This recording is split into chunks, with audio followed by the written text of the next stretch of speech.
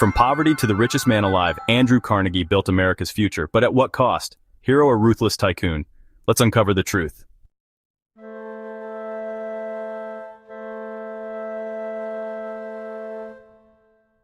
In 1835, a boy was born in a tiny cottage in Dunfermline, Scotland. Poverty wasn't just a backdrop for Andrew Carnegie, it was his entire world.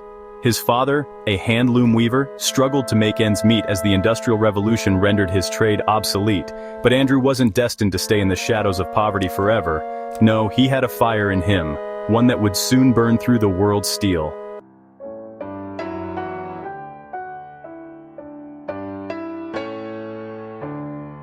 Andrew Carnegie's story begins in Dunfermline, Scotland in 1835.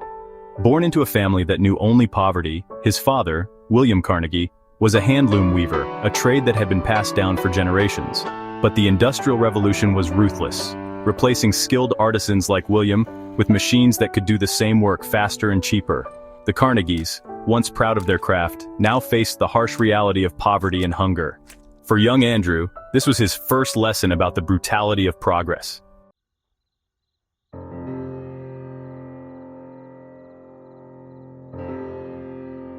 Life in Dunfermline was bleak.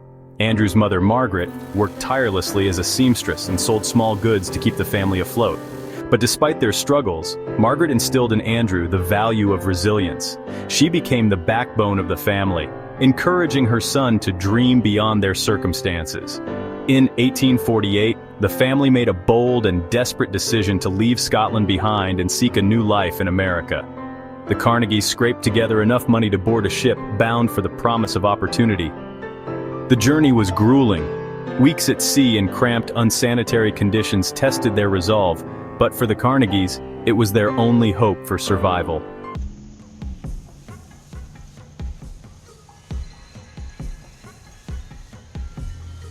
When they finally arrived, the Carnegies settled in Pittsburgh, Pennsylvania, a gritty city of smoke and industry.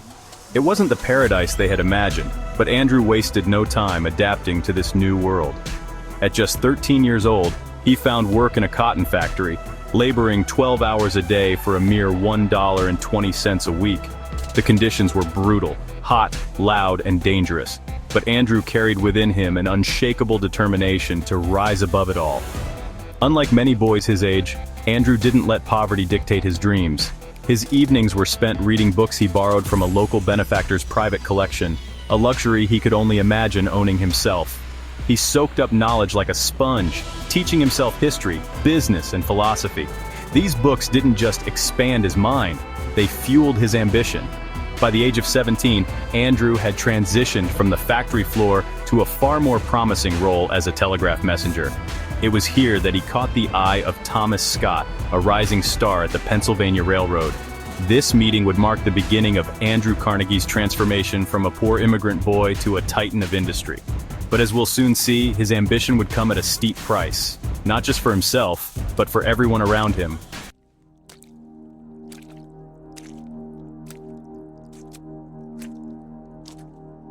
By the 1860s, Andrew Carnegie had already proven himself a sharp and ambitious young man. Working under Thomas Scott at the Pennsylvania Railroad, Carnegie learned the intricacies of business, logistics, and the value of seizing opportunities. It was during the Civil War that his skills truly shined. As the railroad became a critical artery for the Union Army, Carnegie orchestrated the transportation of troops and supplies with unmatched efficiency. This wasn't just a job for Carnegie. It was a gateway to wealth and influence. By the end of the war, Carnegie had saved and invested wisely. He left the railroad industry and turned his attention to ventures in iron and steel, a decision that would change not only his life, but the course of American history. Steel was becoming the backbone of industrialization. Bridges, railroads, and skyscrapers all required strong, durable material. Carnegie saw the potential in this burgeoning industry and knew he had to act fast. In 1875, Carnegie opened the Edgar Thomson Steel Works near Pittsburgh, named after the president of the Pennsylvania Railroad, a shrewd nod to his former connections. But Carnegie didn't just enter the steel industry, he revolutionized it. He embraced the Bessemer process, a groundbreaking innovation that allowed steel to be produced faster and cheaper than ever before. This wasn't just about technology, it was about efficiency. Carnegie's mantra became cut costs, maximize output, and crush the competition. Under Carnegie's leadership, the steel mills ran like clockwork, but not without sacrifice. Workers faced grueling 12-hour shifts, dangerous conditions, and meager pay. While Carnegie publicly praised hard work and ambition, privately he demanded nothing less than perfection. Mistakes were unforgivable, and inefficiency was a sin.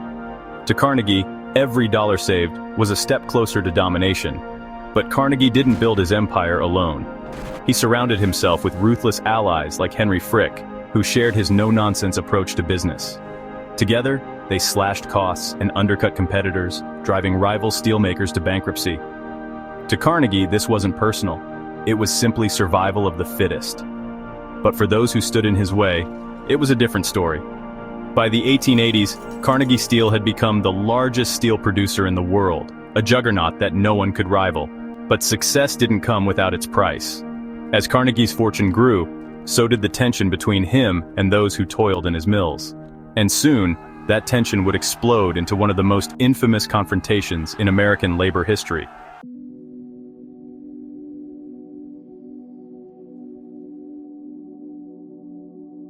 By the early 1890s, Andrew Carnegie was at the pinnacle of his power. His steel empire stretched across America, and his wealth seemed limitless.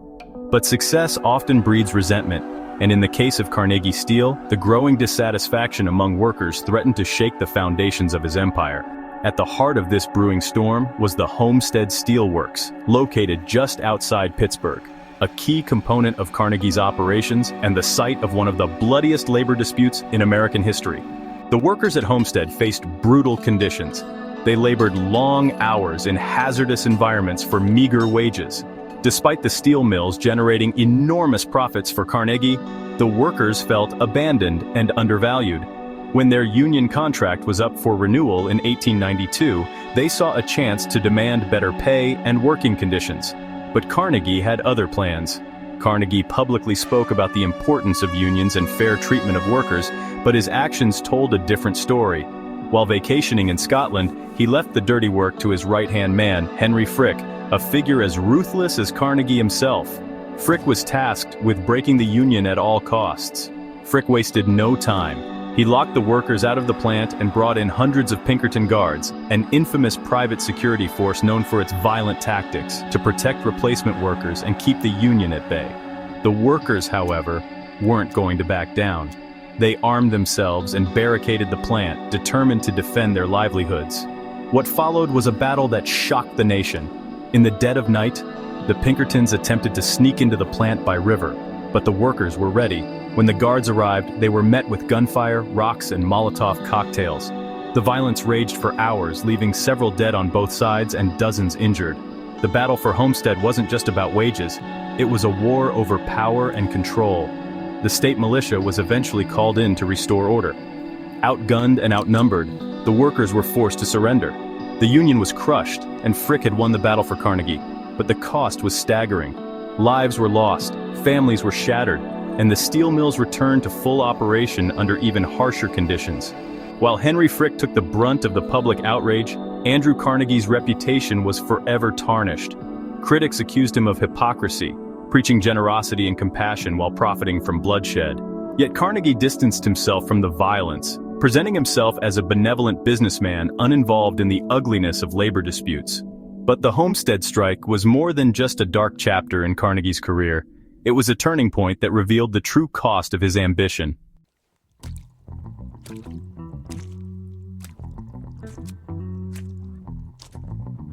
By the late 19th century, Andrew Carnegie had cemented his place as one of the wealthiest men in the world. But as his fortune grew, so too did the criticism of how he had amassed it. The Homestead Strike had left a stain on his legacy, and whispers of his ruthless business practices were impossible to ignore. Yet, in the twilight of his life, Carnegie sought to reframe his story, not as a cutthroat capitalist, but as a benevolent philanthropist.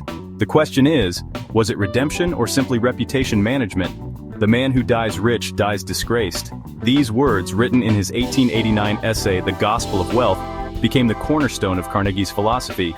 He believed that the wealthy had a moral obligation to give back to society, but only if they gave wisely. To Carnegie, it wasn't enough to simply hand out money. He wanted his wealth to create opportunities for self-improvement. Carnegie poured his fortune into funding over 2,500 public libraries, ensuring that knowledge, which had once been his own lifeline out of poverty, was accessible to others. He didn't stop there. He funded universities, scientific research, and cultural institutions, including the world-famous Carnegie Hall.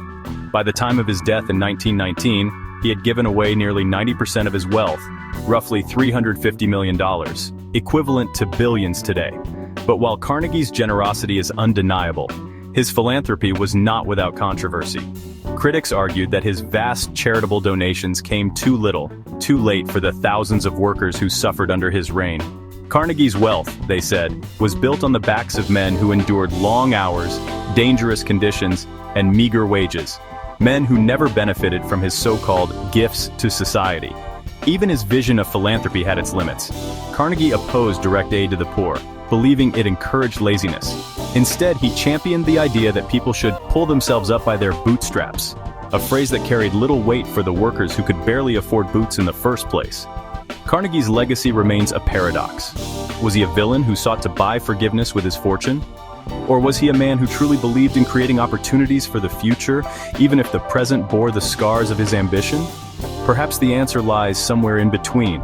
Andrew Carnegie built an empire that helped shape modern America, but the cost of that empire and the lives it affected will forever cast a shadow over his towering contributions. What do you think? Was Andrew Carnegie a hero of progress or a villain in disguise? If you enjoyed this deep dive, don't forget to like, subscribe, and hit the bell so you never miss a story of ambition and legacy. Thanks for watching.